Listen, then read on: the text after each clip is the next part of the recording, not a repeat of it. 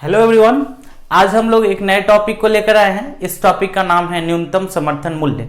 ये जो टॉपिक है ये बीपीएससी मेंस के लिए काफी महत्वपूर्ण है। इसके अलावा प्रीलिम्स में भी, बीपीएससी प्रीलिम्स में भी इससे क्वेश्चंस आते हैं, साथ ही यूपीएससी के लिए भी ये उतना ही महत्वपूर्ण है। तो सबसे पहले हमने पढ़ना क्या है न्यूनतम समर्थन मूल्य के अंदर, मिनिमम सपोर्ट प्राइस के अंदर। तो हमने देखना है कि मिनिमम सपोर्ट प्राइस होता क्या है, क्यों गवर्नमेंट इसको देती है, इसके पॉजिटिव इंपैक्ट्स क्या क्या है, इसके निगेटिव इंपैक्ट्स क्या क्या हैं, एंड इसके बाद और इसके अंदर क्या क्या चेंजेस होने चाहिए, ये सारा कुछ देखते हुए एक हॉलिस्टिक अप्रोच के साथ आज हम लोग न्यूनतम समर्थन मूल्य को पढ़ेंगे। तो स्टार्ट करते हैं। न्यूनतम समर्थन मूल्य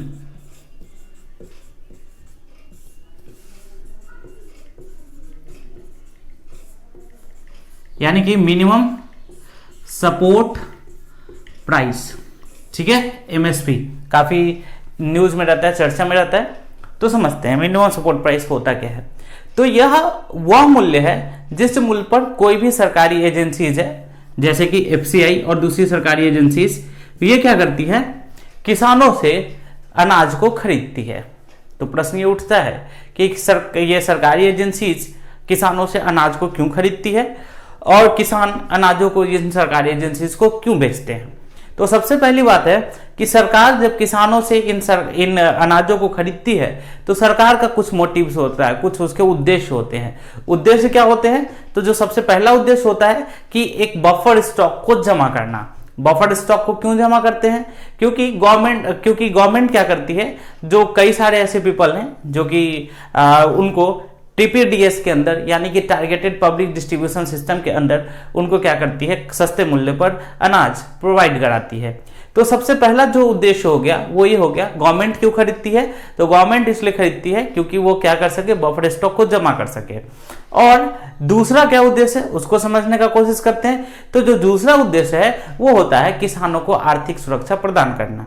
ठीक है, तो समझते हैं कि ये किसानों को आर्थिक सुरक्षा कैसे प्रदान किया जाता है और कैसे कौन सी जो संस्था है जो कि इस मूल्य को निर्धारित करती है। तो सबसे पहले जो मेन मोटिव मैंने बताया, वो न्यूनतम समर्थन मूल्य का जो मेन मोटिव होता है वो किसानों को आर्थिक सुरक्षा प्रदान करना होता है। तो ये आर्थिक सुरक्षा क्या है, समझते हैं इसको, कैसे उसको आर्थिक सुरक्षा मिलता है किसानों को, सो समझने का प्रयास करते हैं। ठीक है, इकोनॉमिक सिक्योरिटी। तो देखिए क्या होता है कभी कभी कि जो कई सारे फसल ऐसे होते हैं, अनाज ऐसे होते हैं जिनकी काफी ज्यादा क्या हो जाती है, खेती काफी ज्यादा जिनकी उपज हो जाती है। कभी ऐसा होता है कि जितना उपज की आवश्यकता है, जितना अनाज की आवश्यकता है, उससे काफी ज्यादा उपज हो गई। ऐसी स्थिति में क्या होता है, जब उपज ज्यादा हो जाती है तो अनाज का मूल्य जो होता है वो क्या होने लगता है, घटने लगता है। ऐसी स्थिति में क्या होता है कि किसान ने जितना फंड लगाया है, जितना पैसा लगाया है उसके उपजाने के लिए, उससे भी कम फंड उनको मिलता, उनसे भी कम इनकम उनको होता है और वो ऐसे फसलों को उपजाने से कतराते हैं। अब क्या होगा, जब वो ऐसे फसलों को नहीं उपजाएंगे तो अगले साल उन फसलों की क्या हो जाएगी, किल्लत हो जाएगी, कमी हो जाएगी। तो इस समस्या से निपटने के लिए गवर्नमेंट क्या करती है, सो समझते हैं। गवर्नमेंट ये बोलती है कि आप, किसको बोलती है, किसानों को, कि आप क्या कीजिए, फसल का उत्पादन कीजिए, प्रोडक्शन कीजिए, आप मार्केट प्राइस पर उसको बेचने का कोशिश कीजिए। अगर वो मार्केट प्राइस कम है, ठीक है, ऐसी स्थिति में वो जो है ना, आपके मार्केट, आपका जो कीमत लगा है, आपका जो प्राइस लगा है, उस प्राइस से ज्यादा पर हम क्या करेंगे, आपसे खरीद लेंगे। ये जो होता है, ये जो मिनिमम सपोर्ट प्राइस होता है, ये मिनिमम सपोर्ट प्राइस गवर्नमेंट के द्वारा, ठीक है, गवर्नमेंट के द्वारा CACP के रिकमेंडेशन, एक आयोग है, वायदा मूल्य और आयोग जो है, इस आयोग के रिकमेंडेशन पर गवर्नमेंट ऑफ इंडिया जो होती है वो क्या करती है, इसको डिसाइड करती है। और ये कब इसको डिसाइड किया जाता है, तो ये फसल के बुआई के पहले इस मूल्य का निर्धारण किया जाता है। अभी कुल 24 क्रॉप्स हैं, 24 ऐसे फसल है जिनका ये एमएसपी जो है ना वो गवर्नमेंट के द्वारा निर्धारित किया जाता है। समझ रहे हैं? तो ये था इसका बेसिक पॉइंट्स। अब समझते हैं कि इसके प्रॉफिट्स क्या क्या है, इसके फायदा क्या क्या है और इसके नुकसान क्या क्या है, इनके बारे में देखते हैं। तो सबसे पहली बात कि इसके फायदा क्या है, तो सबसे जो इंपॉर्टेंट पॉइंट था वो क्या था कि किसानों को आर्थिक सुरक्षा प्रदान करना। ठीक है, दूसरा जो होता है वो सरकार के बफर स्टॉक में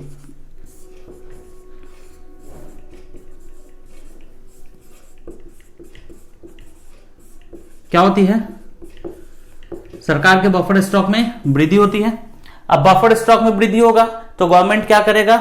इस बफर स्टॉक का यूज कहां करता है गवर्नमेंट? तो पब्लिक डिस्ट्रीब्यूशन सिस्टम में करता है, टारगेटेड पब्लिक डिस्ट्रीब्यूशन सिस्टम में। ठीक है, तो इस टारगेट पब्लिक डिस्ट्रीब्यूशन सिस्टम में गवर्नमेंट इसका यूज करती है। एक और है इसका प्रॉफिट, एमएसपी के प्रॉफिट हैं, वो क्या है कि अगर एमएसपी अगर दे दिया जाता है तो इससे क्या होती है? जमाखोरी आप लोग समझते होंगे। ये जमाखोरी जो होती है वो क्या हो जाती है? कम हो जाती है। अब समझते हैं कि ये जमाखोरी कम कैसे होती है, समझते हैं, इसको एक पॉइंट से समझने का प्रयास करते हैं। देखिए क्या है कि मान लीजिए कि किसी साल किसी क्रॉप का काफी ज्यादा प्रोडक्शन हो गया, उत्पादन हो गया। ऐसी स्थिति में क्या होगा कि जो फसल की कीमत जो होगी वो क्या हो जाएगी? काफी कम हो जाएगी।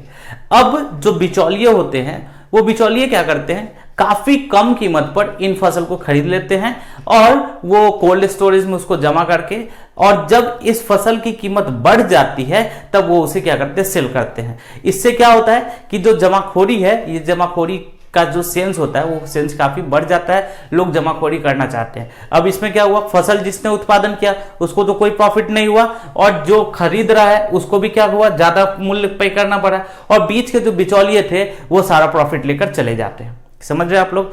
तो अगर गवर्नमेंट कहेगी कि नहीं, आपको इतना मूल्य तो मिल ही जाएगा, तो किसान क्या करेंगे? बिचौलिए को नहीं बेचेंगे, और जब वो बिचौलिए को नहीं बेचेंगे तो क्या होगा कि इसकी जो कीमत होगी वो कीमत क्या रहेगी? समान रूप से मार्केट में भी कम रहेगी और किसानों को भी उचित मूल्य जो है वो मिल जाएगा। अब देखते हैं कि एमएसपी से क्या क्या लॉसेज हैं, हानियां क्या क्या हैं। जो सबसे बड़ी हानि है वो ये होती है कि जो फसल की विविधता होती है वो विविधता कम हो जाती है। समझते हैं कैसे? होता क्या है कि जिस फसल के ऊपर गवर्नमेंट ने क्या किया है? एमएसपी का निर्धारण किया है, वो ही फसल किसान क्या करना चाहेंगे? उपजाना चाहेंगे, क्योंकि उसमें क्या है? उनको गारंटी है कि एटलीस्ट इतना पैसा तो उनको मिल ही जाएगा। समझ है ना? तो जो सबसे पहली बात है वो क्या होती है कि जो फसल की विविधता है वो विविधता में क्या हो जाती है? कमी आ जाती है। ठीक है, रीजन क्या हुआ कि गवर्नमेंट किसान उसी फसल को उपजाना चाहेंगे जिस फसल के ऊपर क्या मिला हुआ है? एमएसपी मिला हुआ है, और जिस पर एमएसपी नहीं मिला हुआ है उस पर वो उनको आर्थिक हानि की संभावना होगी और उसको वो नहीं उपजाएंगे। फलतः क्या होगा कि वैसे फसल जिनको किसान नहीं उपजा रहे हैं उनकी मात्रा काफी कम हो जाएगी, उनका प्रोडक्शन काफी कम हो जाएगा। तो इस तरीके से ये कहा जा सकता है कि फसल की विविधता में कमी इसका सबसे बड़ा हानि है। दूसरी बात क्या है कि ये ज्यादातर देखा गया है कि एमएसपी का जो लाभ होता है वो किसको मिलता है? बड़े किसानों को मिलता है। ठीक है, जो सीमांत किसान होते हैं, छोटे किसान होते हैं, मार्जिनल फार्मर्स होते हैं, इन मार्जिनल फार्मर्स को इसका कोई भी प्रॉफिट नहीं मिलता है। ऐसी स्थिति में क्या होता है? जब उनको प्रॉफिट नहीं मिलता है तो जो भी गवर्नमेंट, क्योंकि इंडिया के अंदर ज्यादातर जो फार्मर्स हैं वो क्या है? मार्जिनल फार्मर्स हैं, तो जो गवर्नमेंट का जो इनिशिएटिव था, वो थॉट क्या नहीं हो पा रहा है? फुलफिल नहीं हो पा रहा है। क्यों नहीं फुलफिल हो पा रहा है? क्योंकि गवर्नमेंट का ये मानना था कि सभी किसानों को लाभ मिले, लेकिन यहां पर कुछ ही किसानों को लाभ मिलता है जो कि बड़े किसान हैं, मार्जिनल फार्मर्स को प्रॉफिट नहीं मिलता है। ठीक है, तो ये सारे क्या हो गए? एमएसपी के लॉसेज हो गए। अब क्या करना है? तो थोड़ा निष्कर्ष में देखते हैं कि क्या कहा जा सकता है। तो देखिए, ये कई सारे ऐसे जो लोग हैं जिनका मानना होता है कि एमएसपी को गवर्नमेंट को हटा देना चाहिए, लेकिन ऐसा बिल्कुल भी नहीं है कि एमएसपी का लाभ सिर्फ और सिर्फ क्या किसको मिलता है? बड़े फार्मर्स को मिलता है। कभी कभी ऐसा भी होता है, कभी कभी क्या नहीं, कई सारे ऐसे केसेस में देखे गए हैं कि जो मार्जिनल फार्मर्स हैं उन मार्जिनल फार्मर्स को भी एमएसपी का प्रॉफिट मिला है। तो आवश्यकता यह है कि किसानों को इसके बारे में जागरूक करने की, ठीक है, इसकी प्रॉफिट्स को बताने की, और तभी क्या होगा? जो गवर्नमेंट का जो इनिशिएटिव का जो थॉट था, जो गवर्नमेंट की जो विचारधारा थी, वो विचारधारा जो हो पाएगी वो सफल हो पाएगी। ठीक है, तो इस प्रकार से हम लोग क्या कर सकते हैं? इस मोटे तौर पे एक हॉलिस्टिक वे में हमने एमएसपी को देखा है। ठीक है, तो आप लोग को मैं एक क्वेश्चन देना चाहता हूं। ठीक है, क्वेश्चन आप लोग बनाने का कोशिश कीजिएगा। ठीक है, कि जो एमएसपी है, ये एमएसपी एक दर्द निवारक दवाई है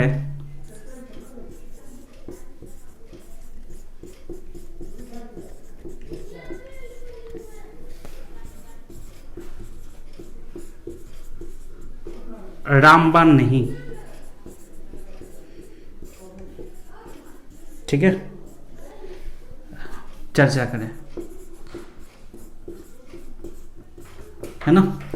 अब इस क्वेश्चन के ऊपर आपको देखना है कि ये क्यों लिखा हुआ है दर्द निवारक दवाई, क्योंकि दर्द निवारक दवाई का काम क्या होता है कि वो तुरंत ही किसी जो आपका जो प्रॉब्लम होता है उसको तुरंत ही सॉल्यूशन दे देता है, लेकिन वो जो सॉल्यूशन होता है वो क्या होता है, लॉन्ग टर्म नहीं होता है। तो एमएसपी भी जो है इंडियन एग्रीकल्चर के लिए एक क्या है, दर्द निवारक दवाई है, रामबाण नहीं है, जिससे कि पूरा इंडियन एग्रीकल्चर की समस्याओं का समाधान हो जाए। तो इसके ऊपर आप कम से कम 250 वर्ड्स में या 200 वर्ड्स में लिखने का कोशिश कीजिएगा, और हो सके तो आप लोग कमेंट सेक्शन के अंदर आप इसके आंसर्स आप लिख सकते हैं, हम आपको चेक करके देंगे। Thank you.